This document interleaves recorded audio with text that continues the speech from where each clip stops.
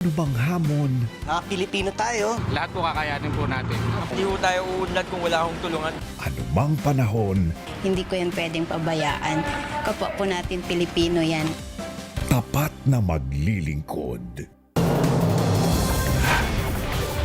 Sa ulo ng mga nagbabagang balita, mahigit 13 milyong pisong nasamsam sa raid sa umano'y scam hub, pinalitan ng fake money ng mga pulis. Pera, pinaghati-hatian umano ng 6 na miyembro ng CIDG. Rider na umiwas sa bato, sumemplang at nasagasaan ng van. Independent Commission for Infrastructure nag-livestream ng hearing sa kauna-unahang pagkakataon. Representative Benji Agaraw Jr. sinagot ang mga akusasyong tumanggap ng kickback. Cavite 4th District Representative Kiko Barzaga tinanggal ang post sa social media na ugat ng kanyang suspensyon. Exclusive, Kim Chu sinampahan ng reklamo ang kanyang ate na Cam. Kaugnay ng umano ay nadispalkong pera. At mga bida ng MMFF movie Call Me Mother na sina Vice Ganda at Nadine Lustre live.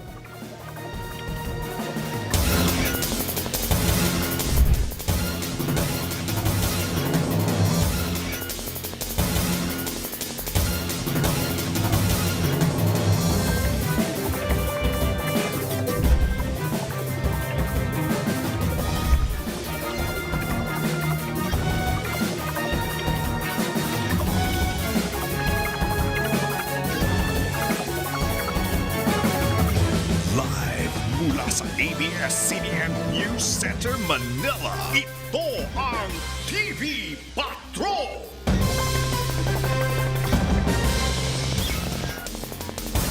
Magandang gabi bayan. Simulan natin ang balitaan sa usapin ng budget. Sinita ng minorya ng Senado ang mayorya kung sino-sinong nagpasok ng mga amyenda sa ulat ng Senate Finance Committee tungkol sa panukalang 2026 budget. Samantala, tiniyak ng liderato ng Senado na walang reenacted budget sa susunod na taon sa kabila ng pangamba rito. Nagpapatrol, RG Cruz. Pinawi ng mga leader ng Senado ang pangambang magkakaroon ng reenacted budget o mauulit sa 2026 ang 2025 budget dahil posibleng hindi umabot sa bagong taon ang panukalang mahigit 6.7 trillion peso 2026 budget. Una nang sinabi ni Senate Finance Committee Chair Sherwin Gatchalian na sa December 29 pa nila mapapapirmahan sa Pangulo ang 2026 budget, 3 araw bago magbagong taon. So malabo yung reenacted budget. Saka hindi kami papayag. So sa Friday, Unless bumagyo ng malakas na hindi kami makapag-bike. Ani Lacson, pipilitin nilang tapusin ngayong linggo ang budget para makapag-bicameral conference committee sa susunod na linggo. Individual amendments and approval of second reading today. Yun ang pinag-usapan namin ni SP. Maski abutin kami ng hanggang mamayang gabi. pero so yung bike Para by Friday, pwede nang i-approve on third reading. Kasi hindi certified urgent itong bill. So kung Friday, ma-approve on third reading, magpiprint pa eh. So and then by cam. Pero matagal na natigil ang sesyon ngayong Martes kung kailan dapat sisimulan ng ipasok ang mga amyenda sa panukalang budget. Hirit ng Senate Minority, isa publiko kung sino-sino mga nagpasok ng amyenda sa budget sa committee report. Hindi umano nagpulong ang komite ukol sa committee report na naglalaman ng malalaking amyenda sa budget na madalas mas nananaig kaysa individual amendment. Paliwanag ni Gatchalian, isang technical working group ang nagproseso sa lahat ng ipinasok na amyenda. Bagamat may record sa mga pinasok na amyenda, hindi ito nakapublish online. Tiniyak naman ni Soto na maaari itong makita. Ang tanong ko po, nakasulat po ba yan sa maski na sa ang transparency portal na nilabas ninyo kung kanino nang galing yung mga proposal na nilagay sa committee report ng Committee on Finance at sino po yung nag-approve? it's in, hindi ho namin in-upload sa portal. If that is the question of His Honor. Meron namang record si Senator Gatchalian ng mga nag-propose kung sino at lahat yan mababasa natin, makikita natin. If you look at the TSN, which is not uploaded, you have to request it from the technical working group. Hindi naman nakalagay doon line by line kung sino nag-propose except pag agency. Samantala, kumpiyansa si Lacson na kapag natapos sila sa mga amyenda, wala na mga tinatawag na red flag sa 2026 budget. Marami pa anya silang ipatatanggal, marami pang hindi na ungkat sa hearing. RG Cruz, ABS-CBN News. Kinwestiyon ni Senate President Tito Soto ang mga batikos ng mga kritiko kaugnay ng patuloy na pagliban ni Senator Ronald Bato de la Rosa sa Senado. Ayon kay Soto, maraming mambabatas ang lumiliban din ng matagal sa trabaho pero walang nagrereklamo. Hinimok niya ang mga kritiko na maghain na lang ng ethics case. Aminado si Soto na walang no work no pay na patakaran sa mga senador at patuloy na sumasahod si De La Rosa dahil tuloy naman ang operasyon ng kanyang tanggapan. Nauna nang sinabi ni Ombudsman Jesus Crispin Remulla na may nakita siyang kopya ng warrant of arrest laban kay De La Rosa mula sa International Criminal Court kaugnay ng kasong crimes against humanity ni dating Pangulong Rodrigo Duterte. Napakaraming congressman ang ginagawa yan dati, ba't di nyo question? Sir, wala pong Bakit ngayon ang Senate na napapag-initan sa 2-3 linggo hindi pumasok? Pinakamaganda mag-file na sila ng complaint. Sa Congress nga, mayroong 1 buong taon hindi mapasok eh. Wala naman silang ginagawa. Samantala, sinabi ni Senate President Pro Tempore Panfilo Lacson na nakausap niya kamakailan sa isang group chat si De La Rosa. Anya, kinamusta niya ang senador at pinayuhang magtago na lang ng mabuti kung wala siyang balak sumuko. Pabiro din umanong sinabi ni De La Rosa na tatalunin niya ang record ni Lacson sa pagtatago. Matatanda ang nagtago rin si Lacson noong 2010 matapos maglabas ng arrest warrant ang isang korte sa Maynila dahil sa umano'y pagkakasangkot niya sa isang kaso ng pagpatay. Sabi ko, kumusta ka na? Mag-ingat ka lang. Gano'n. Ang biro niya sa akin, sir, i-break ko yung record mo sa pagtatanong. Ang advice ko sa kanya, kung wala siyang intention of surrender, magtago siya mabuti. Ang advice ko sa law enforcement, hanapin niyo siya mabuti.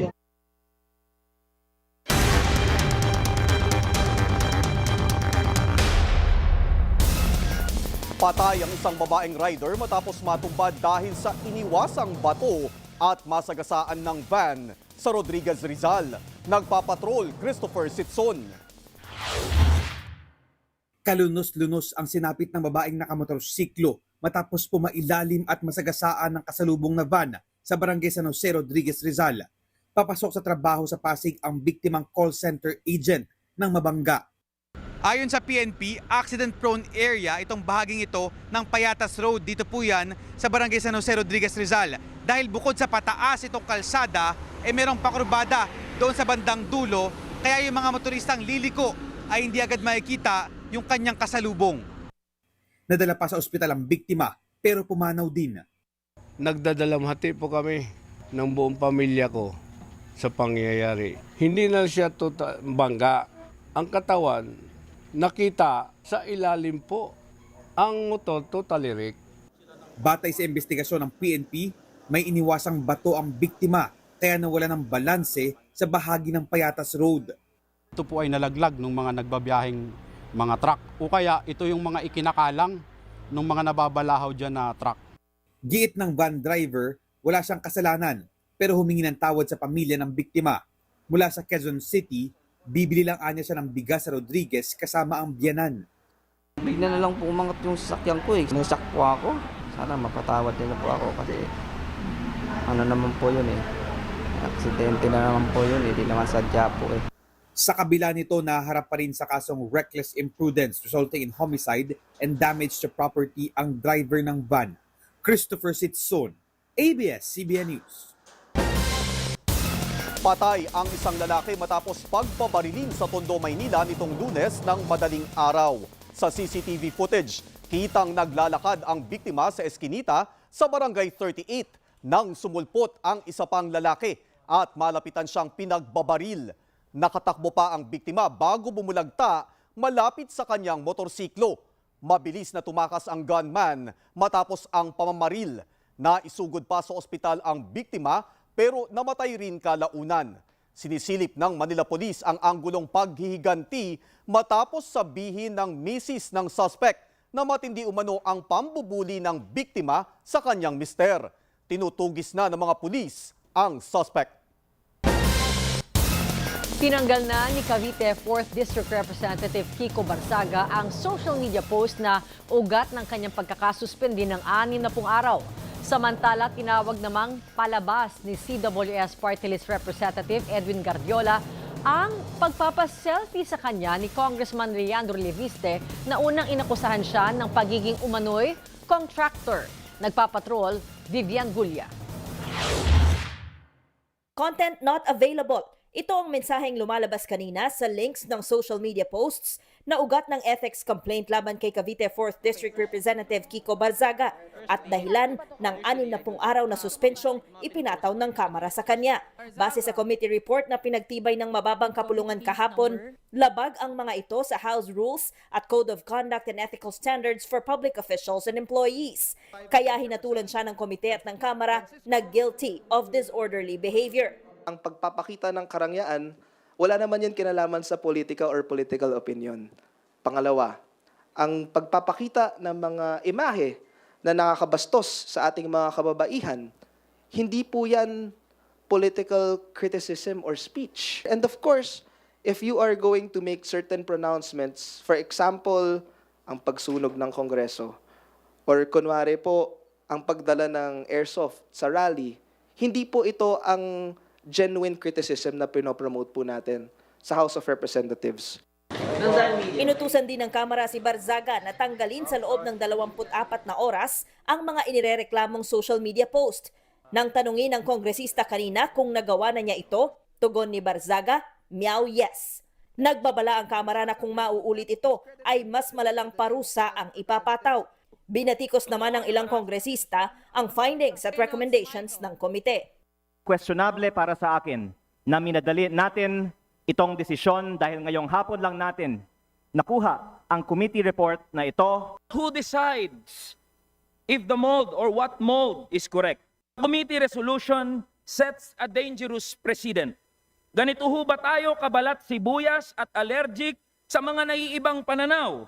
We have to draw a line between the genuine exercise of freedom of expression, ang totoong freedom of expression, kumpara sa conduct unbecoming of an elected official. Ayon pa kina Leviste at San Fernando, ang mas dapat pagtuunan ng pansin ng House Committee on Ethics ay ang mga kongresistang nasasangkot sa umano'y anomalya sa flood control projects.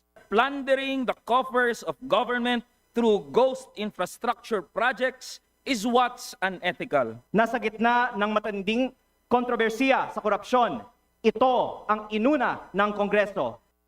Pero ayon sa chairperson ng House Committee on Ethics, naghihintay lang ang komite ng magsasampa ng formal na reklamo. Anyone can file a complaint. Any citizen, any member of the House, motu proprio, posible yan. And that idea na magkaroon ng motu proprio investigation has been lobbied time and time again. Nauna nang inakusahan ni Leviste si CWS Party List Representative Edwin Guardiola ng pagiging umano'y contractor at pagbili ng bilyon-bilyong pisong halaga ng proyekto sa DPWH. Nang makita sa House Plenary kahapon, nilapitan ni Leviste si Guardiola at inakbayan sabay kuha ng selfie. Agad namang umiwas at naglakad palayo si Guardiola. Pero nagpadala si Leviste ng larawang nagpapakitang tagumpay naman ang selfie attempt niya. Sa isang pahayag sa kanyang social media account, sinabi ni Guardiola na mariin niyang kinukondena ang tinawag niyang planadong publicity stunt ni Leviste at tangka umano na gawin siyang katawa-tawa. Aniya seryosong paglabag ito sa parliamentary decorum. Giit ni Guardiola, handa siyang humarap sa mga alegasyon laban sa kanya sa tamang forum at hindi niya hahayaang madistract siya ng tinawag niyang cheap theatrics. Nanawagan si Guardiola kay Leviste na igalang ang decorum sa Kamara. Vivian Gulia, ABS-CBN News. Matumal pa ang benta ng mga nagtitinda sa Divisoria sa unang linggo ng Disyembre. At live mula sa Divisoria sa Maynila, nagpapatrol si Jessie Cruzat. Jessie, bakit daw mahina pa ang bentahan? Bernadette, sa pag-ikot natin kanina, maging yung mga may-ari ng pwesto ay hindi tiyak kung bakit hanggang sa mga pagkakataong ito na buwan na ng Disyembre ay matumal o mahina pa rin yung kanilang bentahan. Yung iba naman, ang sinasabi ay posibleng marahil dun sa online selling na kanilang kakompetensya. Bagamat sa mga oras na ito, kung makikita mo Bernadette, sa Elias Street dito sa Divisoria ay alis dating yung mga tao at talagang samot-saring paninda na ang ating makikita. Umaasa yung mga vendor na magtutuloy-tuloy na ito hanggang sa mga susunod na linggo. Nag-leave muna sa trabaho si Jeline kasama ang asawa para makapamili ng panregalong pamasko sa Divisoria ngayong Martes. Present sa checklist nila ang mga damit na pambata. Para makahabol sa Christmas party ng mga bata. Mas mura, mas maraming choices. Christmas decor naman ang pinamili ni Maria kasama ang mga anak. Sa halagang 150 pesos, meron na siyang pandekorasyon sa kanilang pinto. Para medyo masaya naman. Siyempre masaya pag marami nakikita na palamuti ang bahay. Maagang namili sina Jeline at Maria para makaiwas sa siksikan sa Christmas rush. Pero ayon sa mga may pwesto sa Divisoria, kakaunti pa ang namimili kung ikukumpara sa parehong panahon noong 2024. Kung dati katabing tindahan lang ang kakompetensya, ngayon may online market na. Doon, pagka umorder ka, mabilis, hindi na mapapagod ang buyer. Kaya lang, ang epekto, kung ano lang ibigay sa'yo ng online selling, yun lang yun. Hindi katulad ng personal na mapipili mo yung ang gusto mo. Hindi na natin alam kung bakit eh. Talagang sadyang naghihirap talaga ang Pilipino ngayon. Maray na talaga. Dati kasi ganitong buwan, December na, wala na kaming display rito. Matumal pa rin ang bentahan ng mga laruan kaya ayon sa mga nagtitinda tulad ni Nuraida, baka magbagsak presyo pa sila sa mga susunod na linggo. Kasi yung puhunan po, makukulong next year muna naman po yun. Balik puhunan na lang din, pag di po naubos. Seasonal po talaga. Mabibili ang mga laruang pambata mula 100 pesos pataas, depende sa klase at disenyo tulad na lamang ng mga debaterya. Kabilang sa mga ibinibentang laruan ngayon ay ang mga nauusong brain rot characters na patok sa mga chikiting tulad nina Tung Tung Tung Sahur at Ballerina Cappuccina na mabibili sa halagang 250 pesos. Pero nagpaalala sa publiko ang Department of Trade and Industry at ang Eco Waste Coalition na maging mapagmatsyag sa mga bibilhing produkto lalo na ang mga laruan. Dapat ay ligtas ito sa mga bata at may no hazard warnings at iba pang mandatory labeling alinsunod sa RA 10620 o ang Toy and Game Safety Labeling Act. Bernadette, sa mga oras niyang ito ay marami pa rin pumupunta dito sa Divisoria pero yung sinasabi ng mga vendor, mga alas 8 maya-maya o alas 9, unti-unti nang magsisialisan yung mga tao dito. Ang sinasabi naman ng Department of Trade and Industry, Bernadette, para doon sa mga hahabol na bumili ng Christmas light pang-decorate sa ating mga tahanan ay dapat meron po diyang Philippine Standard at yung ICC o Import Commodity Clearance Markings para masigurado nating safe o kaya naman ligtas yung ating pamilya sa paggamit ng mga dekorasyong pamasko. Bernadette. Maraming salamat, Jessie Cruzat.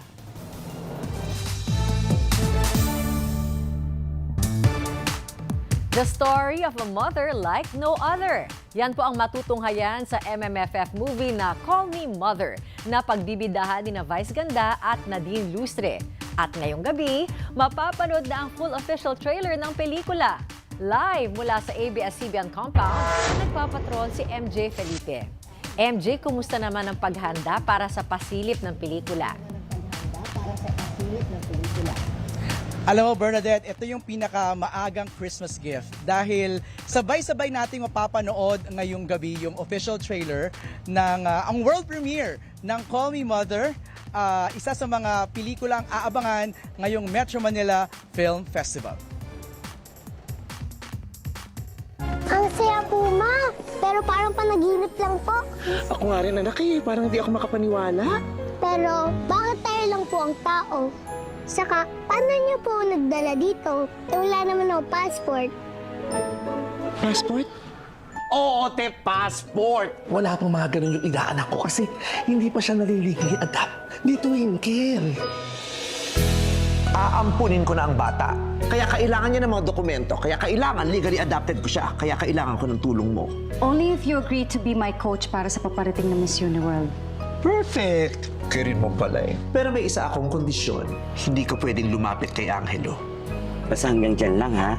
Mara, kilala kita. Ito na yung muling pagkakataon ko para makilala ko yung anak ko. Hoy! Anong ginagawa niyo rito? Kasama ko ang guardian angel ko, ha? Si Ate Mara! Aalis ka agad, di ba? Ayoko po ng hipon, ma. Ayoko din ng hipon. Parehas sila. Allergic ako sa scents. Anyari, mother? Allergic ako sa scent. Ngayong Pasko, todo ang saya sa Mothering Movie of the Year. Tama talaga na sa'yo ko iniwan si Angelo. Pero Twinkle, pag umalis na kayo ni Angelo ng Pilipinas, wag na kayong babalik. Kasi makabawiin ko pa siya sa'yo. Di ba nag-usap na tayo? Yung kapal talaga ng mukha mo. I still gave birth to Angelo. Ako pa rin ang tunay niyang nanay.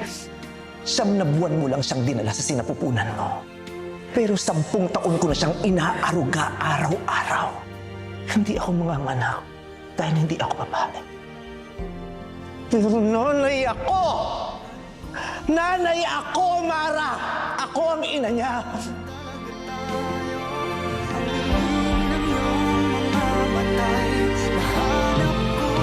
Happy birthday to you.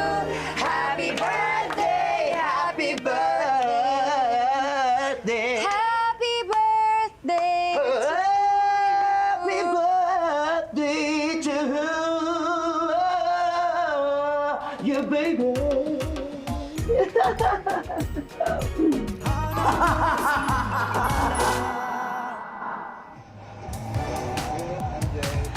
Grabe! Congratulations! That's the official trailer. At kasama ko na ngayon ang cast ng Call Me Mother, Nadine Lustre with Vice Ganda, and of course, Mika, Brent, Klang, and Shuvi. Ano reaction? Nung napanood nyo na yun? Masayang-masaya ako dahil napanood na siya ngayon ng naparaming tao. Nung Right. pinanood ko yan ng kami-kami lang, maano sa dibdib, masaya, malungkot, nakakahalakhak, nakakaiyak. Eh yun naman yung gusto naming maramdaman. Kaya sa trailer pa lang, parang na-encapsulate na doon yung mga mararamdaman nila pag pinanood nila yung Pero more pelikula. drama. Gaya ng sabi ko sa'yo, ramdam ko yung drama. Eh ito na nga, di ba yung Vice Ganda no movie era? Wow! Yes, yung movie era. So drama actress ka na talaga. Very light, may drama. Pero syempre, hindi mawawala yung katatawanan. May comedy pa din yan na may drama. Si Nadine ba nag-comedy dito? Yes! Siyempre nag-comedy ako. Hindi ka ba Dapat. matalo, Hindi. di ba? What's your reaction when you saw the trailer? Actually, kahapon ko lang siya napanood. Ako, ang dami ko ding naramdaman. Hindi nga ako sure kung matatawa ako or maiiyak ako. Pero kasi, syempre, nandun ako sa lahat ng sa lahat ng eksena. So parang alam ko yung takbo ng kwento. So sobrang excited ako mapanood ng mga tao. Kasi Right. lahat ng feelings, lahat ng emotions mararamdaman nila sa movie nila. na to. Vice, may sinasabi ka sa dalawang to? Oo, kasi hindi pa nila napapanood. Sabi ko pa na yung trailer sa trailer para makikita kung gaano kaya kalanding dalawa. Harutan lang sila ng harutan sa buong pelikula. Totoo ba yun? Hindi. Wala. Just on and off. Deny on live TV. Si Sarah, on Pamilya daw. And of course, Shuvi and Klang. Ba't nahihiya si Shuvi? Klang, are you excited? Yes, sobrang napanood yung trailer. Kinikilig ako. Hindi ako makapaniwala na nasa movie ako. Sabi ni Nadine, akala ko. Nasa actress era na raw siya ngayon. Yeah, so hindi ako makapaniwala na nasa Call Me Mother ako. So sobrang thankful ako and I think this is it. Shubs, ikaw! Excited for people to see. Sana po, nakakaiyak siya ba, no? Pero sana po ay mag-enjoy kayo.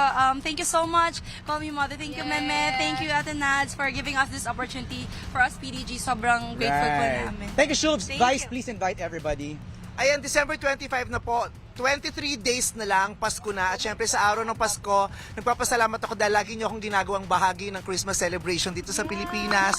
Wag niyo po akong kakalimutan ulit na panoorin ang pelikula naming lahat sa December 25, Call Me Mother. Official entry po ito ng Star Cinema at ng Viva sa Metro Manila Film Festival, kaya sana po panoorin nyo. Patatawanin namin kayo. Kailangan yung tumawa ngayong Pasko, paggagaanin namin ng damdamin nyo. At syempre, kukurutin din namin ang mga puso nyo. Syempre, iiyak din, lalo lahat, ang mga magulang, ang mga anak. So, lahat po yung ibibigay namin sa inyo. For sure, may entertain kayo sa pelikula namin na Call Me Mother. Di ba? Full support ng Kapamilyang Network. Pinailawan pa natin ang ELJ building, di ba? So, naka-jumper po kami ngayon. Charot! Uy! Huwag naman. At yan ang latest mula dito. Balik sa iyo dyan sa studio, Bernadette. Congratulations! Call Me Mother. Maraming salamat, MJ Felipe. At susunod, malaking bahagi ng bundok sa Moncayo, Davao de Oro, dumausdos, lupa, tumabon sa kalsada. At Kim Chiu nagsampa ng reklamo laban sa kanyang kapatid dahil umano sa nadispalkong pera. Tuloy-tuloy pa rin ang ating pagbabalita sa pagbabalik ng TV Patrol.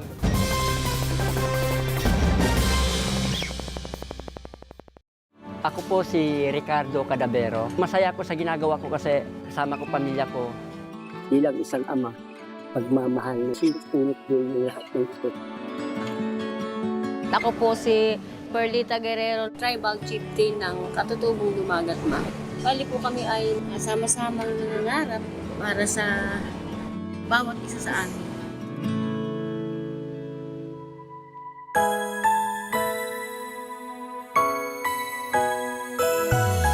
Hindi nasusukat ang pagmamahal para sa pamilya. Basta meron ka nito, gagawin mo ang marangal at tapat.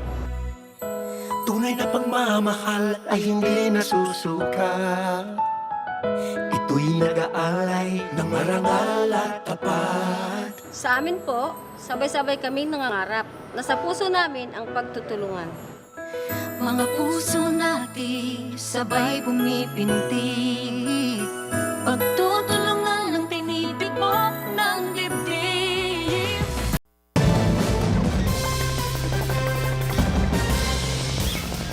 Anim na pulis ang sasampahan ng kasong administratibo at kriminal matapos umano nilang palitan ng budol money ang nasa mahigit 13 milyong pisong nakumpiska mula sa raid sa isang umano'y scam hub sa Bataan. Nagpapatrol, Zian Ambrosio.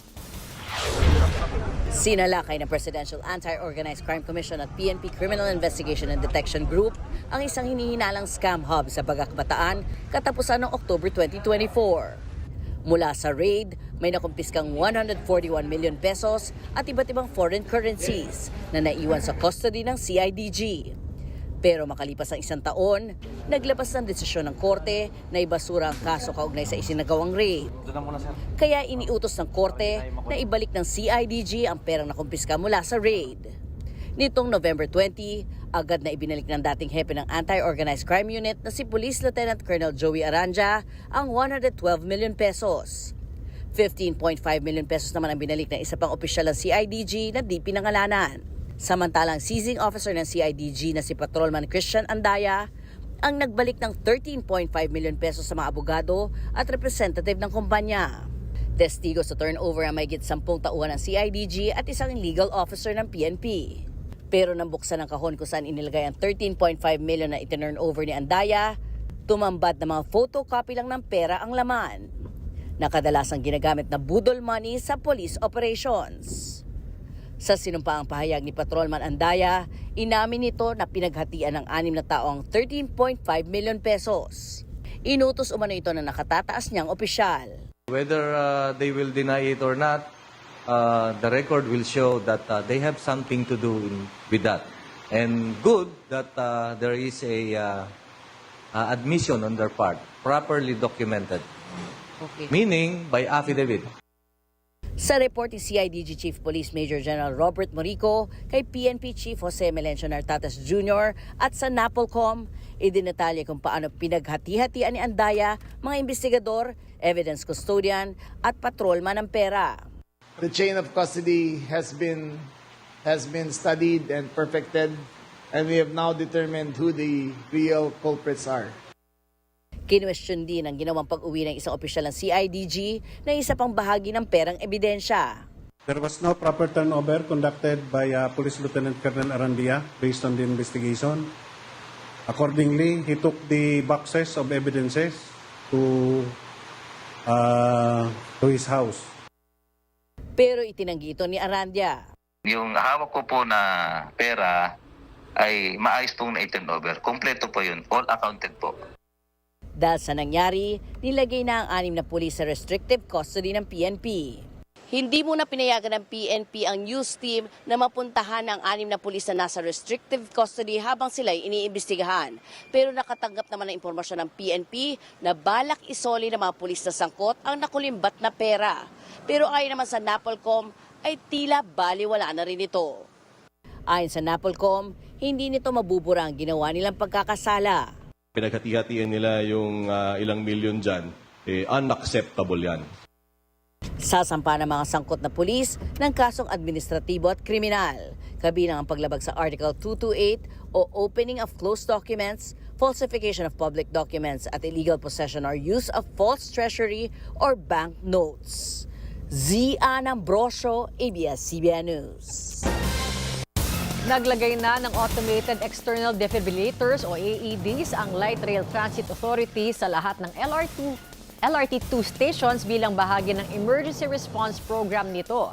Ipinakita ng LRTA sa LRT2 Araneta Center Cubao Station kung paano ginagamit ang portable battery-operated AEDs para i-revive ang mga individual na nakaranas ng atake sa puso. Makatutulong ang mga AED na maibalik sa normal ang ritmo ng pagtibok ng puso o kaya'y maibalik ang mismong pagtibok ng puso sa pamamagitan ng electric shocks. Ayon naman sa Philippine Charity Sweepstakes Authority o Office, mayroon ng mga baterya ang AEDs na tumatagal ng 3 hanggang 5 taon. Mayroon ding voice guide kung paano gagamitin ang device. 30 AED units ay donasyon ng PCSO kasama ng iba pang emergency medical equipment. Ang LRT2 umano ang kauna-unahang mass transport system sa Pilipinas na kumpleto sa gamit ng mga AED. Patuloy namang sinasanay ng LRTA ang mga tauhan nito, kabilang ang mga security guard at train operator sa pagtugon sa mga emergency.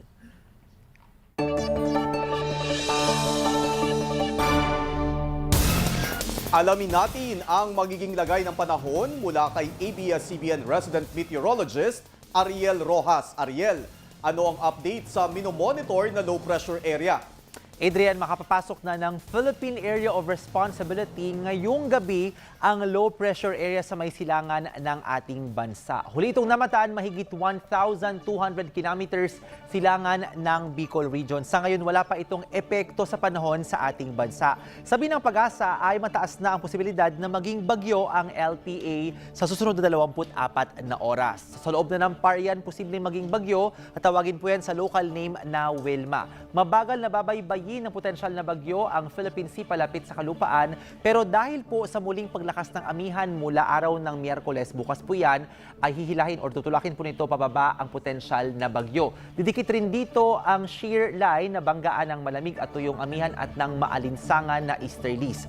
Huwebes, posibleng magpaulan na ang trafo extension ng bagyo dyan po sa may Bicol at Eastern Visayas bago ang nakikitang pagtama ng bagyo sa bahagi ng Samar, kung hindi po sa Sabado ay sa araw ng Linggo. Saka nito tatawirin ang Eastern Visayas at Southern Luzon palabas ng West Philippine Sea ng Lunes o Martes ng susunod na Linggo. Magabago pa ang forecast sa direksyon at lakas ng potensyal na bagyong ito, kaya manatili po nakaantabay sa updates ukol dito. Sa rainfall forecast ng The Weather Company para bukas December 3, araw po yan ng Miyerkules, sa Luzon magadala na ng mahinang katamtamang ulan, ang lalakas pong amihan dyan po sa Northern Cordillera at Cagayan Valley mula po yan sa umaga. Masalakas yan bandang hapon at pagsapit ng gabi, meron na ring mga pagulan sa bahagi po ng Aurora, Quezon, Oriental Mindoro at maging dyan sa Kabikulan. Maulan naman sa Northern Palawan, umaga hanggang tanghali at pagsapit ng gabi, habang mababa ang tsansa ng ulan sa ibang bahagi ng probinsya buong araw. Sa Visayas, uulan sa ilang bahagi ng Panay, bandang umaga po iyan, at dito naman sa may parteng Eastern Visayas sa bandang tanghali at hapon. Oras ng hapunan, maulan po sa Northern Bohol at gayon din dyan sa may Panay, at uulan din sa Northern Samar, Cebu at Northern Negros pag lumalim ang gabi. Sa Mindanao, maulan sa umaga dyan po sa bandang Misamis Occidental at ilang lugar sa Zamboanga Peninsula. Merong mga daraang ulan sa hapon sa ilang pang bahagi ng Zamboanga at Sulu Archipelago at meron din pong kaunting ulan pag sapit ng gabi dito sa may bandang Central Mindanao. At tayo naman po sa Metro Manila, maaraw at mainit maghapon at mababa ang tsansa ng ulan hanggang pagsapit ng gabi. Kapamilya, sa pool sa video ang landslide sa bahagi ng bundok sa Moncayo, Davao de Oro, Lunes ng hapon. Malaking bahagi ng bundok ang dumausdos at tumabon sa kalsada sa Sitio Depot sa Barangay Upper Ilip. Kasamang natangay ng lupa ang mga puno. Napahinto ang mga motorista at di na muna nakalusot pababa sa poblasyon. Ayon sa video uploader na si Mary May Bulawin, unang gumuho ang lupa bandang alas 11 ng umaga at nasundan pa mag-aalauna ng hapon. Wala namang naiulat na nasaktan o nadamay na bahay sa insidente. Patuloy ang clearing operations ng mga otoridad. Bago nito, umulan sa lugar dahil sa umiiral na Intertropical Convergence Zone o ITZZ. Atin po ang update sa lagay ng panahon. Ako po si Ariel Rojas. Ingat kapamilya. 6 na taon na ang nakalipas mula nang mabulabog ang mga taga Lapu-Lapu City sa Cebu dahil sa isang kahindik-hindik na krimen sa isang teenager ang biktima. Yan ang babalikang kwento sa Philippines' Most Shocking Stories. Sa ilalim ng tirik ng matinding sikat ng araw, pinagkakaguluhan ng mga residenteng nakatira sa paligid ng malawak na bakanteng lote ang isang bangkay ng babae. Di lang dahil sa wala na siyang buhay, kundi ang mukha niya ay tila binalatan at kahit ang dila at lalamunan ay tila tinanggal pa. Ganito dinatnan ni Lourdes ang 16 anyos na anak na si Christine Silawan. At yan ang ikukwento ko, ang pagpaslang, paglapastangan sa dalagang si Christine Silawan at ang paghahanap sa suspect o suspects sa likod ng krimen na naganap noong March 2019. At ito, ang Philippines' Most Shocking Stories.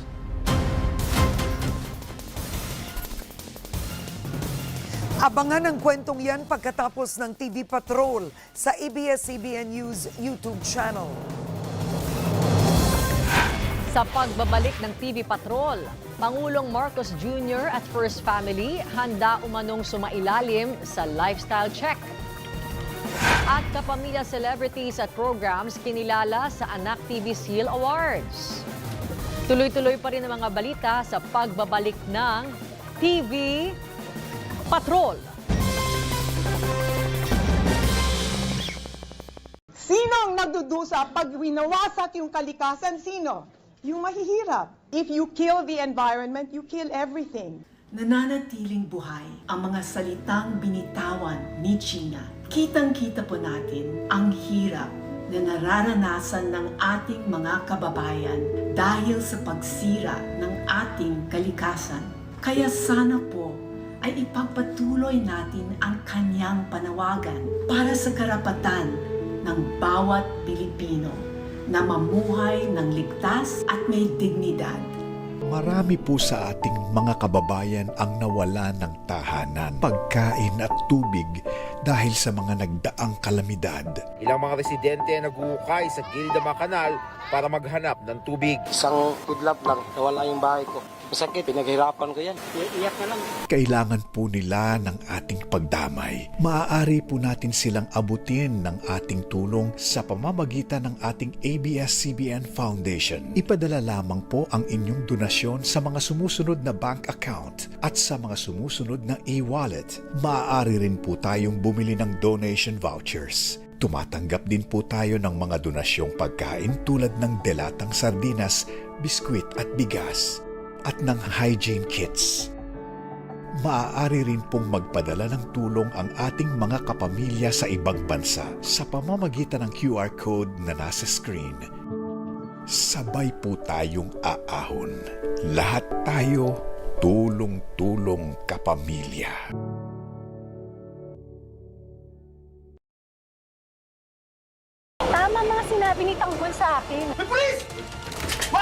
Gusto ko lang makausap si Tanggol. Banyan! Kung magiging close in security ka ni Mayor Guerrero, makikita mo kung sino makakatransaksyon niya. Yun ang po pwede natin magamit na ebidensya laban sa kanya. I'll always find a way back to you. Di ba yun yung ex mo? Mukhang nananadya pa to ah.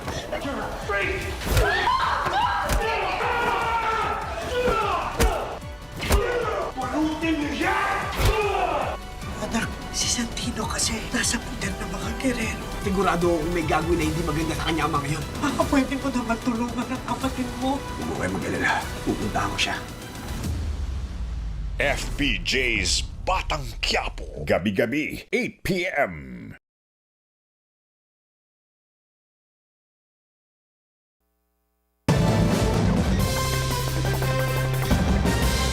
Sinimulan na ng National Bureau of Investigation ang pag-inspeksyon sa 2 condominium unit ni dating Congressman Zaldi Co sa Bonifacio Global City sa Taguig ngayong Martes.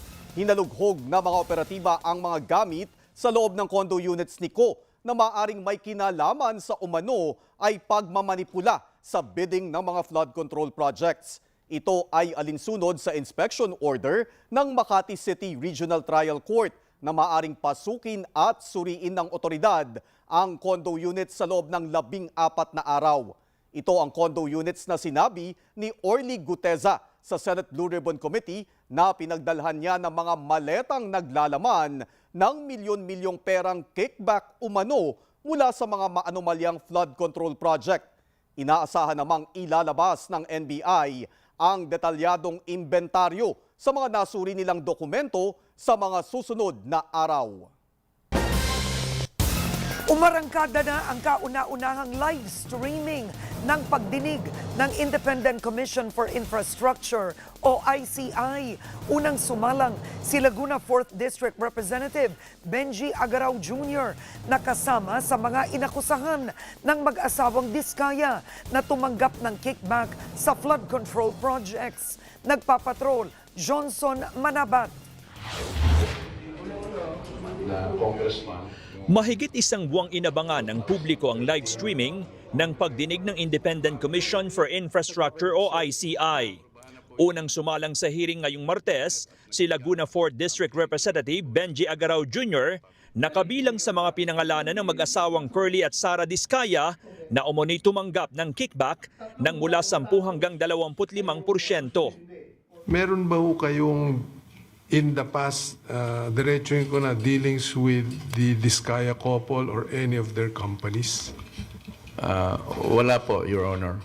Kung tungkol po sa flood control, wala po akong natatandaan kasi nagulat nga po ako kung bakit ako'y nadawit dito.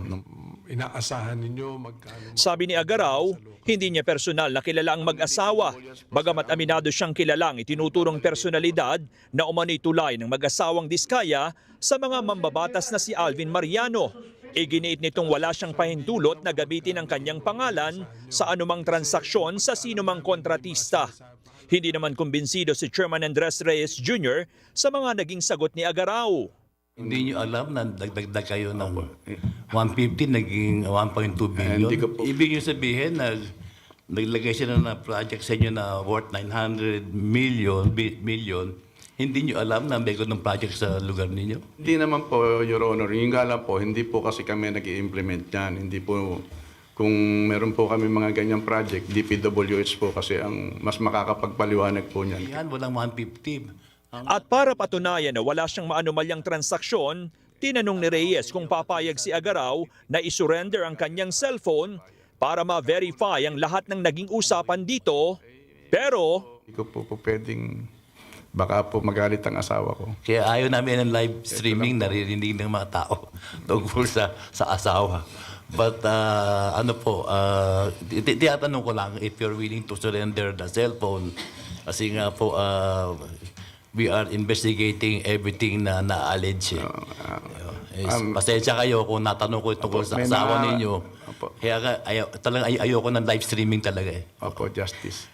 Kasi may mga bagay po rito sa cellphone ko na wala naman pong kaugnayan sa... Pasensya po kayo. Trabaho lang mo ito. We're just doing our job po. Pero doon po sa amin, yung pong... Pinagsusumiti pa si Agaraw ng karagdagang dokumento ng ICI. Inusisa naman ng ICI sa mga opisyal ng Land Bank of the Philippines ang proseso ng pagbubukas ng mga bank accounts at pag-withdraw ng bulto-bultong pera ng mga kontratista ng gobyerno.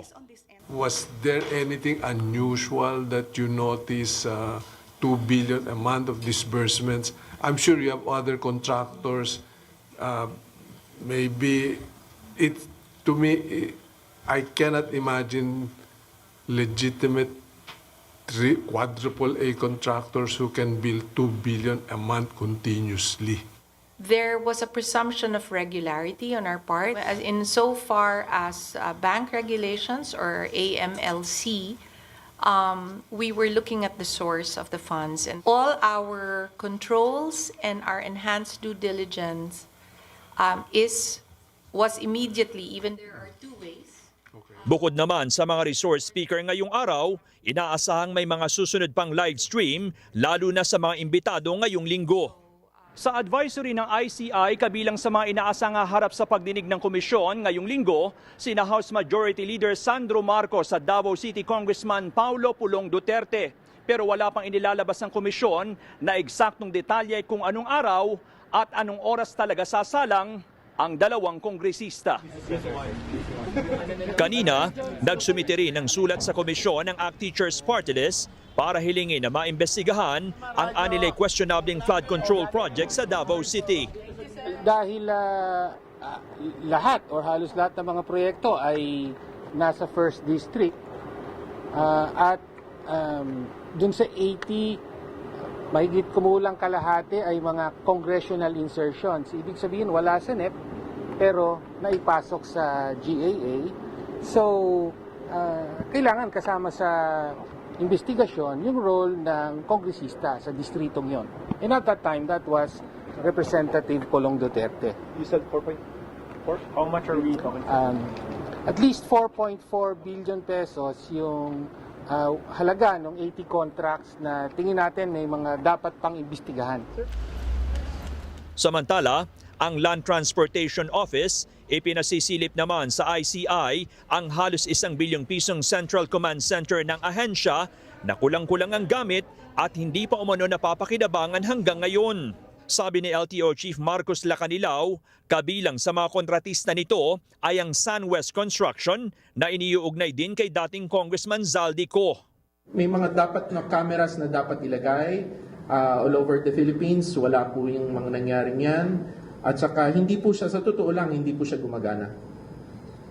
Saka overpayment, may overpayment pa po ito na 26 million. Bukod dito, sabi nila Kanilaw, may gumugulong na ring investigasyon sa dalawa pang questionabling 3-story building ng ahensya. Johnson Manabat, ABS-CBN News. Umabot na sa 252 ghost projects ang natukoy ng Armed Forces of the Philippines matapos mag-inspeksyon sa 10,000 infrastructure projects. Ayon kay AFP spokesperson Colonel Francel Margaret Padilla, inatasan ang kanilang hanay kasama ang PNP na magsiyasat ng aabot sa 30,000 proyekto sa buong bansa. Nauna nang hiniling ni DPWH Secretary Vince Dizon ang tulong ng AFP at ng PNP para sa mga isasagawang inspeksyon dahil sa pagkakaroon nila ng deployment sa lahat ng bahagi ng bansa. Kabilang sa isinasagawa na pag-inspeksyon ay ang physical verification, documentation at photo evidence. From this 30,000 projects, 10,000 na po yung ating na-inspect from the side of the Armed Forces of the Philippines. And it turned out that a total of around 252 of this na mga naikot na po namin are ghost projects from 2016 to present. Patuloy po kaming nagko-conduct nitong mga inspections on our end to complete ito pong required of us to inspect all 30,000 projects. Hindi po tayo tumitigil dito, patuloy po yan. Bukas si Pangulong Ferdinand Marcos Jr. at ang unang pamilya sa lifestyle check. Ito ang tiniyak ng palasyo ilang araw matapos mabansagan sa isang report si Presidential Son at House Majority Leader Sandro Marcos bilang umano'y bagong pork barrel king. Ayon kay Communications Undersecretary Claire Castro, nabasa na ng Pangulo ang nasabing report mula sa Center of Investigative Journalism o PCIJ na nagsasabing tumanggap ang nakababatang Marcos ng 15.8 billion pesos na alokasyon mula sa national budget mula 2023 hanggang 2025. Noong Agosto, ipinag-utos si Pangulong Marcos ang lifestyle check sa lahat ng opisyal ng pamahalaan sa gitna ng mga investigasyon sa mga maanumalyang proyekto kontra baha.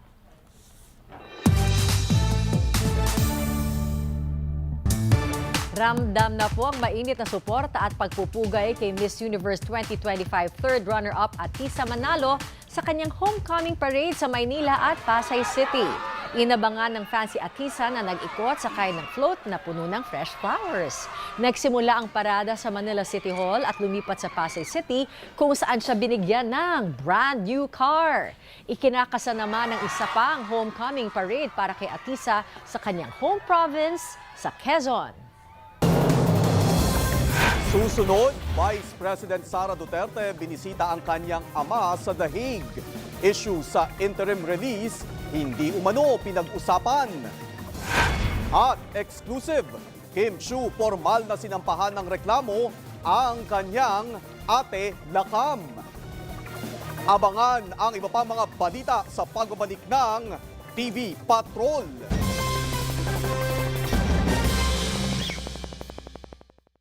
Bago nyo gawing santayan si Esther, puro kasinungalingan niyang babae na yan. Diniin niya ang kapatid ko para takasan niya sarili niyang kasalanan. So tama lang kung pinatay niyo si Esther. May kasalanan siya kaya pwedeng patayin. Hustisya pa ba matatawag doon? Ikaw ang susunod. Is that Anton? Babe! Hindi mo ako mapapauwi, Anton. Kung ayaw mong malaman ng buong mundo kung anong klaseng halimaw ka, let's just say I have video. What lies beneath? Nights, 9:30 p.m. Ako po si Teacher Melanie Reyes Figueroa. Kaya po ako natawag na Teacher Santa kasi meron po akong project na Be a Santa and Grant a Wish. Kasi marami kasi kami estudyante, ma'am, na nangangailangan talaga ng tulong.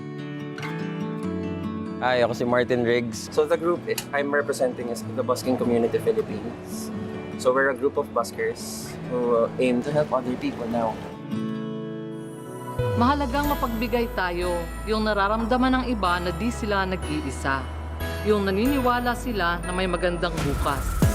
Kung ramdam mong di ka nag-iisa, sa bagong bukas, magtitiwala ka.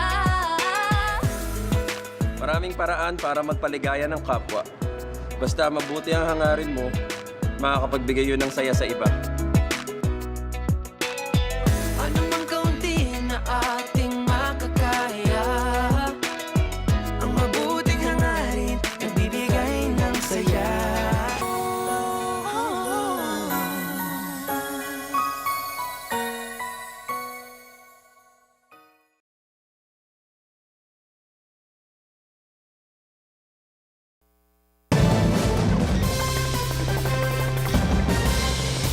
Naghain po ng not guilty plea sa Sandigan Bayan 6th Division ang 9 na opisyal ng Department of Public Works and Highways Region 4B kaugnay ng kasong malversation sa maanumalyang road dike project sa Oriental Mindoro. Ito rin ang nauna nilang sagot sa paratang na graft na nakasampa naman sa 5th Division. Itinakda naman ang pre-trial para sa malversation case sa Huwebes sa susunod na linggo kung saan tatalakayin ang mga impormasyon sa kaso, pagmamarka sa mga ebidensya at pagtukoy sa mga testigo. Sa susunod na taon naman na ang preliminary conferences para sa kanilang graft case. Nauna namang itinanggi sa isang pahayag ng law firm ng mga akusado na ghost project ang naturang road dike project sa bayan ng Dauhan. Pinatawan ni Ombudsman Jesus Crispin Remulla ng 6 na buwang suspensyon ang 10 opisyal ng DPWH Region 4B o Mimaropa at 2 miyembro ng Bids and Awards Committee. Kaugnay pa rin ito sa investigasyon sa maanumalyang flood control projects.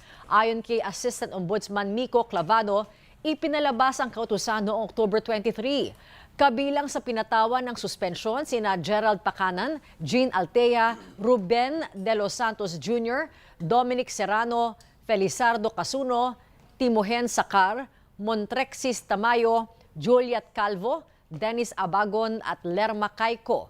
Suspendido rin sina Grace Lopez at Friedrich Carl Camero na miyembro naman ng BAC ng DPWH Region 4B. Naghain kamakailan ng not guilty plea sa Sandigan Bayan sina Pacanan, Altea, De Los Santos, Serrano, Caico, Calvo, Casino, Abagon at Tamayo para sa malversation sa Sandigan Bayan. Pinuna ng Commission on Audit ang Office of the President at Office of the Vice President sa annual audit report nito para sa 2020. Napansin ng state auditors na hindi pa nakokolekta ng OP ang nasa 14 na milyong pisong halaga ng advance payments para sa foreign travel expenses ng iba-ibang government offices. Late liquidation at kawalan umano ng evaluation para sa isang livelihood program ang nakita naman ng COA sa Office of the Vice President. Nagpapatrol, Job Manahan.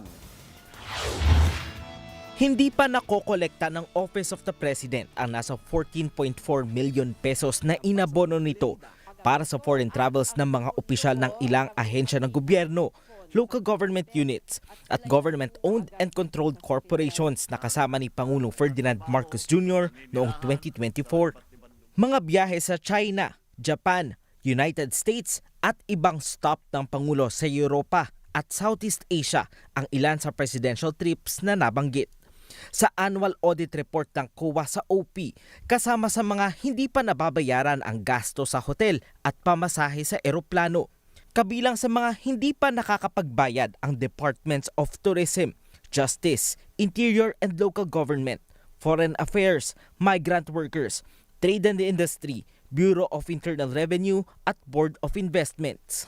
Sabi ng COA, apektado ang operasyon ng OP dahil nakalaan ng pondong ito sa mga programa ng naturang tanggapan.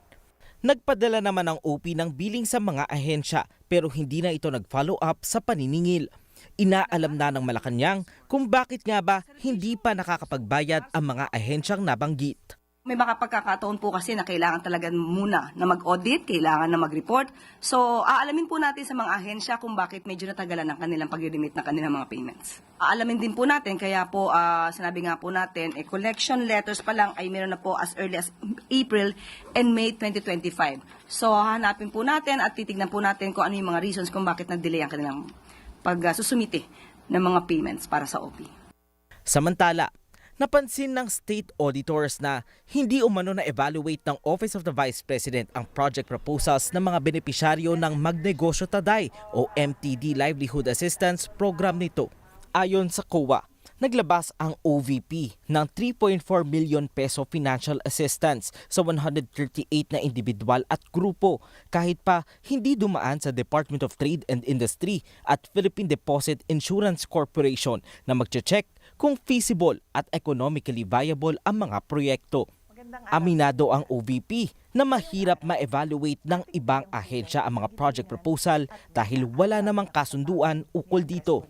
Pero naglabas na umano sila ng bagong Manual of Operation sa programa at nagkaroon na rin ng project assessment tool para sa hinihinging evaluation. Kulang din ang mga isinumiteng sertifikasyon ng 8 sa 128 na benepisyaryo na nagsumite ng barangay certificates. Sa kaparehong report, sinabi naman ng OVP sa COA na nakapagsumite na ng mga kulang na dokumento ang 8 beneficiaries sa audit team noong February 14, 2025. Samantala, sabi ng komisyon, hindi nagawa ng OVP ng maayos ang home visit sa halos 30 benepisyaryo. Kundi man masyadong maaga ay lampas na sa takdang panahon ng monitoring. 14 namang benepisyaryo ang hindi nabisita ayon sa state auditors dahil sa kakulangan umano ng tauhan sa OVP. Sinabi ng OVP sa COA na patuloy na inaayos ng Special Projects Division ang Manual of Operations ng MTD program para maayos ang proseso ng documentation. Nagtalaga na rin ng isang staff member ang OVP para masigurong maayos ang monitoring documents. Humingi na rin anila sila ng karagdagang tauhan sa human resource. Sa ilalim pa rin ng Magnegosyo Taday, Napansin ng COA na natagalan ang pagsusumite ng OVP ng liquidation sa 465,000 peso financial assistance para sa 31 benepisyaryo at 1.65 million peso para naman sa 11 organisasyon. Umaabot umano ng 2 hanggang 154 na araw ang delay.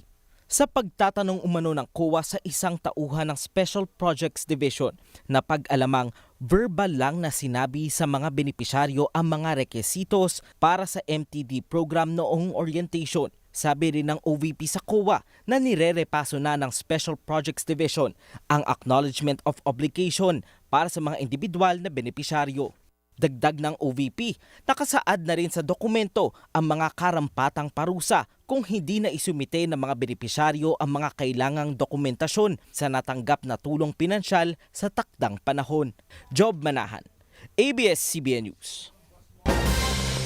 Inihayag ng Malacanang na nasa Pilipinas pa rin ang pinaghahanap na si Cassandra Leong.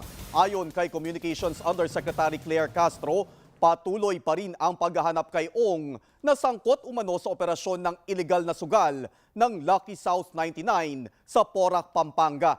Panawagan pa ng Malacanang sa publiko, ipagbigay alam sa mga otoridad sakaling makita si Ong. Una nang naiulat na huling natagpuan si Ong sa Japan. Una na ring nag-alok ang Department of Justice ng 1 milyong pisong reward matapos makansela ang kanyang pasaporte. Kabilang sa kapwa akusado ni Ong, sina Attorney Harry Roque at iba pa. Sa ibang balita naman, binisita ni Vice President Sara Duterte ang amang si dating Pangulong Rodrigo Duterte sa International Criminal Court Detention Center sa The Hague. Ayon sa pangalawang Pangulo, pinag-usapan nila ang kondisyon ng ama, pamilya at politika, pero hindi anya natalakay ang pagbasura sa apela niyang interim release. Nagpasalamat din anya ang ama sa suportang ipinapakita ng mga Pinoy sa labas ng ICC sa kabila ng malamig na panahon. Today is a good day. Maganda yung usapan namin sa politika. May konting usapan about sa pamilya pero karamihan sa politics at kung ano yung nangyayari. Nabanggit ko kanina na merong mga Filipinos dito sa labas ngayon. Sabi niya na nakailang ulit na daw siya nasabi sa inyo na natanggap niya daw lahat ng messages niyo, na tanggap niya rin ang mga prayers ninyo.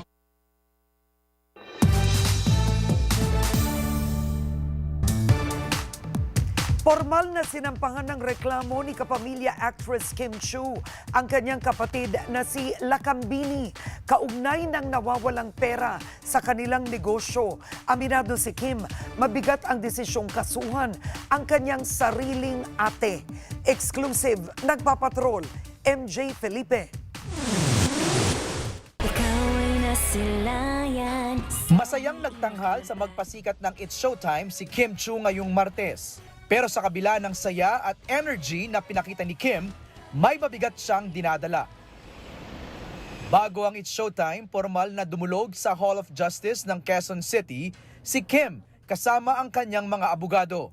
Sinampahan niya ng reklamo ang kapatid na si Lakambini Chiu. We filed a criminal complaint for qualified theft. That's all we can share po for now. Sa official statement ni Kim, may kinalaman ng reklamo sa serious financial discrepancies o nawawalang pera na nadiskubre nila sa kanilang negosyo. Hindi idinetalye ng abogado ni Kim kung anong negosyo at kung magkano ang nadispalkong pera.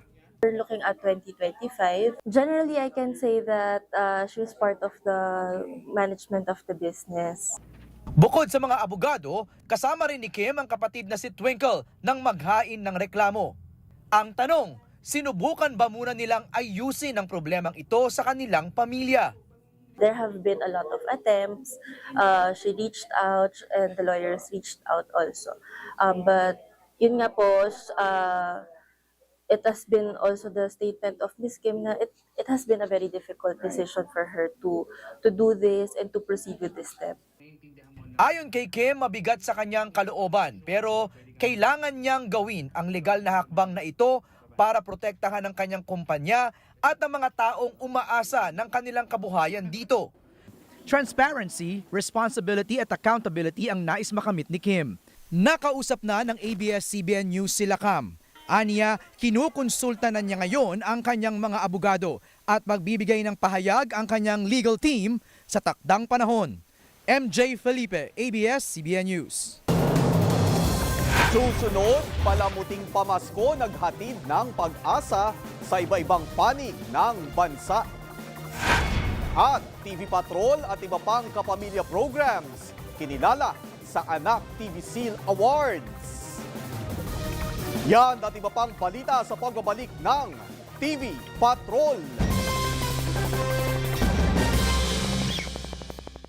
Ako po si Father Errol Fidel Manangkil. Tinutulungan ko ngayon yung Bahay Ampunan. No? So, yun ay para mabigyan ko sila ng pag-asa. Ako si Richmond Siladores. Nandun po ako sa mga malalayong isla ng Siargao. Tumutulong. Doon ko naranasan at naramdaman yung value ng pagmamahal, pag-asa at tunay na kaligayahan. Basta nahayag ang liwanag ng Diyos, hindi tayo maubusan ng pag-asa.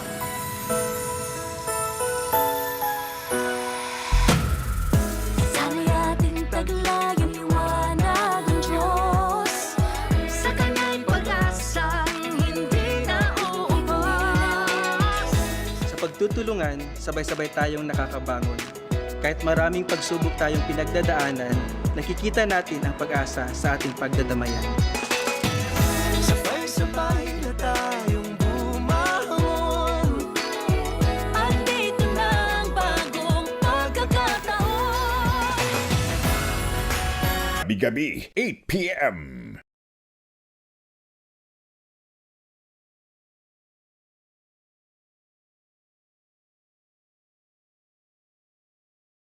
This Tuesday, Hindi ko na kaya tumakbo. Mami, hindi po namin kayong pwedeng iwan. Tanggalin niyo na piring nila. Patawagan niyo na ang anak niyo. 50 million. May makikita ka dong pulang garbage. Doon mo iuhulog yung pera. Dito sila dumaan. Pasukin niyo to! Habulin niyo! Nasundan tayo. Sigurado ka mga chef ka dito o magnanakaw. Ano ba itong plano mo? Itong pagre-restore lang sa internet yung pag-asa natin. Roja, 8:45 p.m.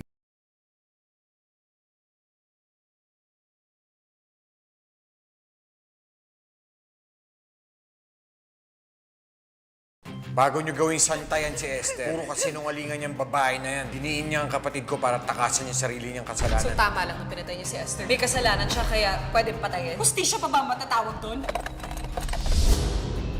Ikaw ang susunod. That, Anton? Hindi mo ako mapapauwi, Anton. Kung ayaw mong malaman ng buong mundo kung anong klaseng halimaw ka, let's just say I have video. What lies beneath? Night 9:30 p.m.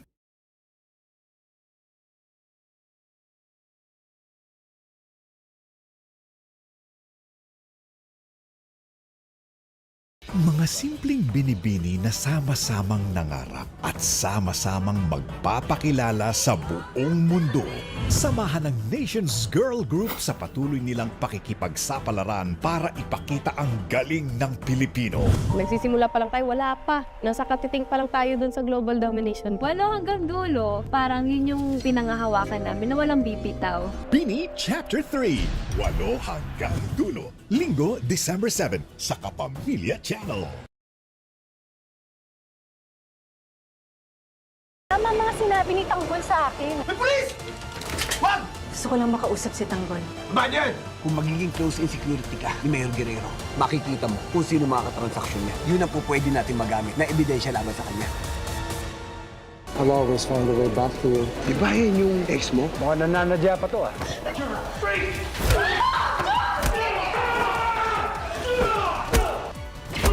Pulutin niyo siya! Anak, si Santino kasi nasa puder ng mga Guerrero. Sigurado akong may gagawin na hindi maganda sa kanya mga yun. Baka pwede mo naman tulungan ang kapatid mo. Huwag mo kayo mag-alala. Pupuntahan ko siya. FPJ's Batang Quiapo. Gabi-gabi, 8 p.m.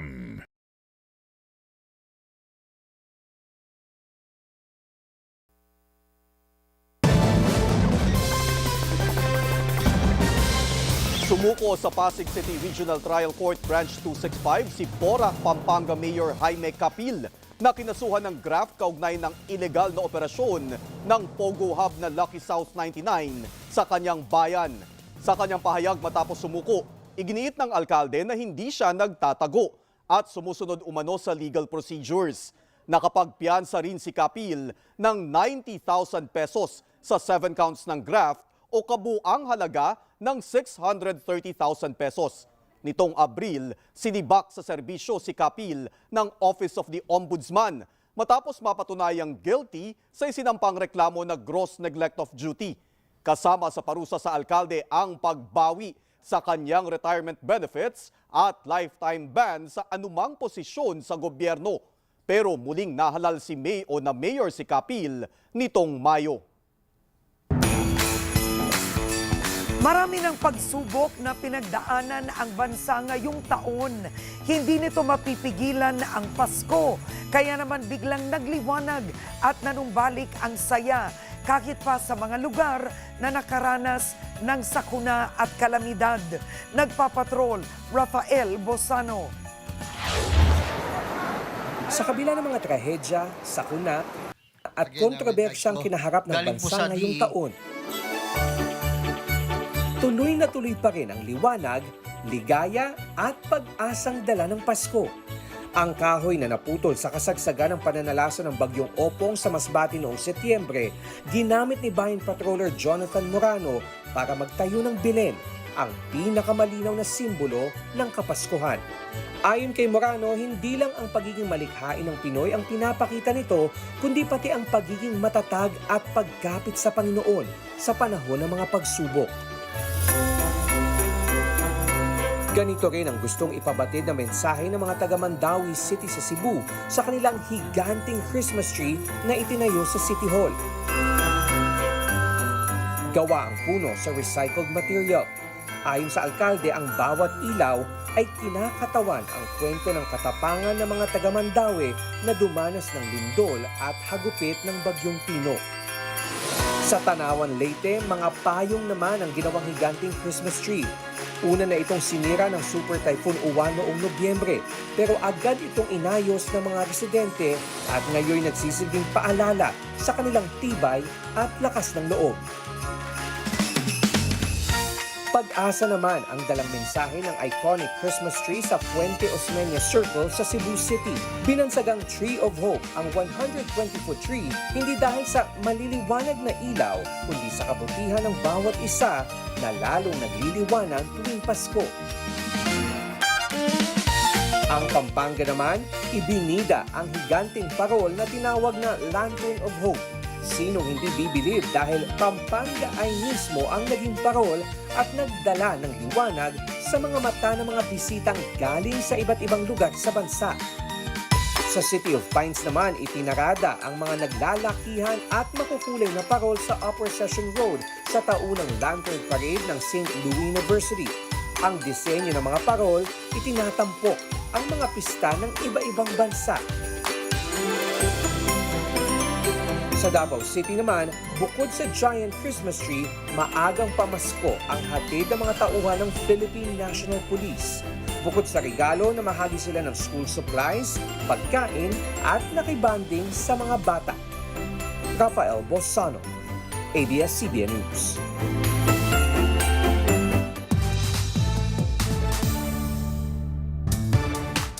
Patunay po ng tiwala ng pamilyang Pilipino ang pagkilala ng Anak TV Seal Awards 2025 sa mga personalidad at programa ng ABS-CBN na nangangalaga at nagbibigay inspirasyon sa mga kabataan.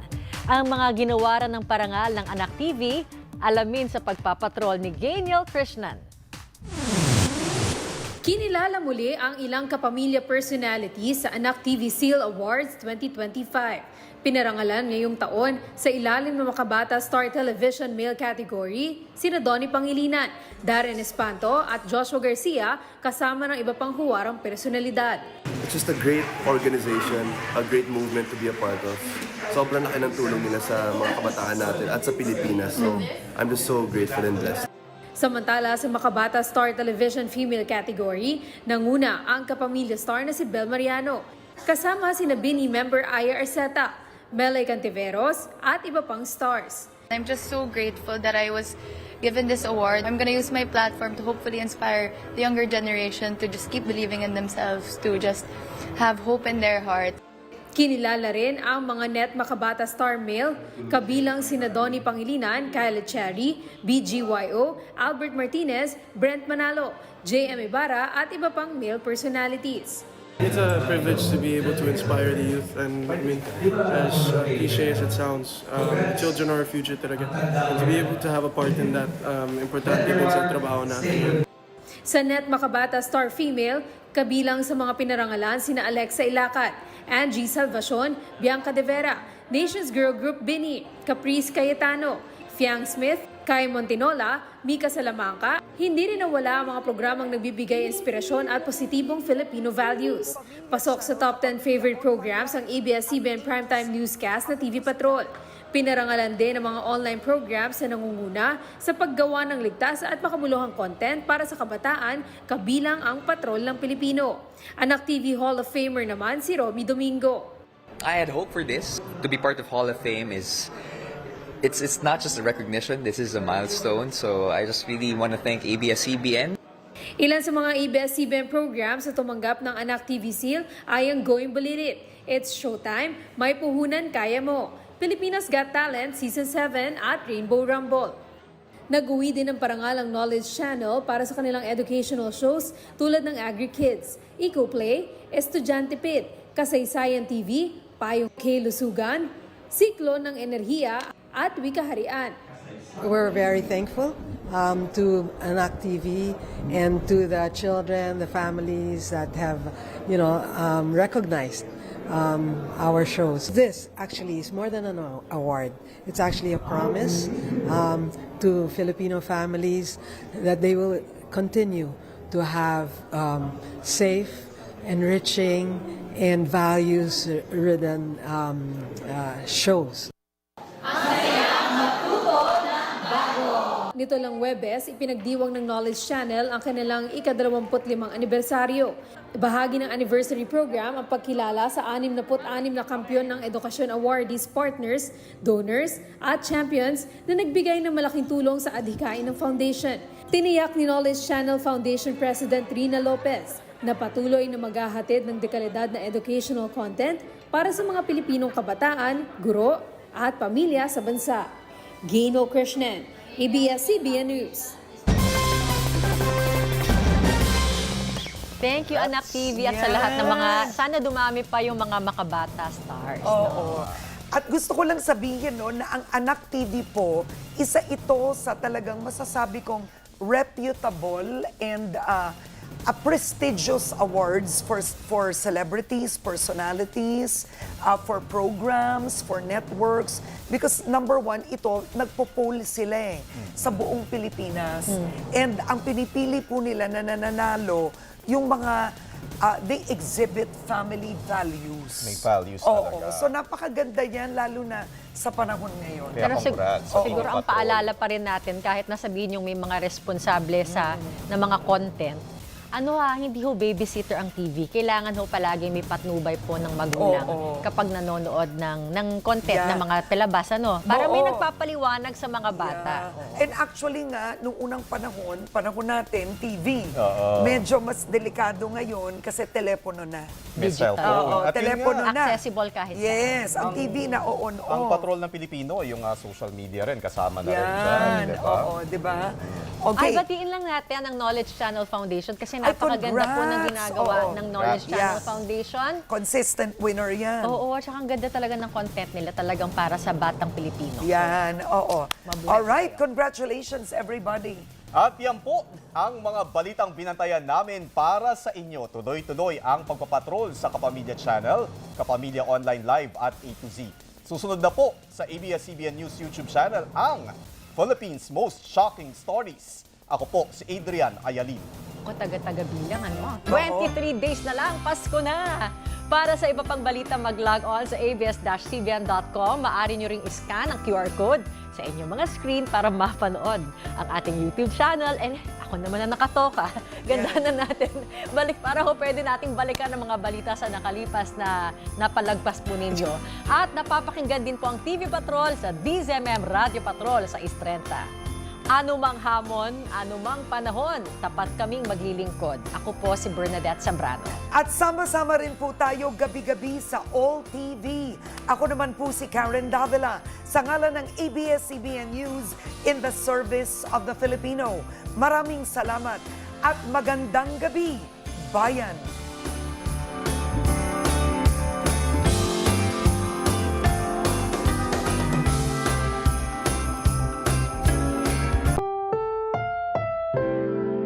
Ang programang ito ay rated SPG. Striktong patnubay at gabay ng magulang ang kailangan. Maaaring may masiselang tema, lengguwahe, karahasan, sexual, horror o droga na hindi angkop sa mga bata.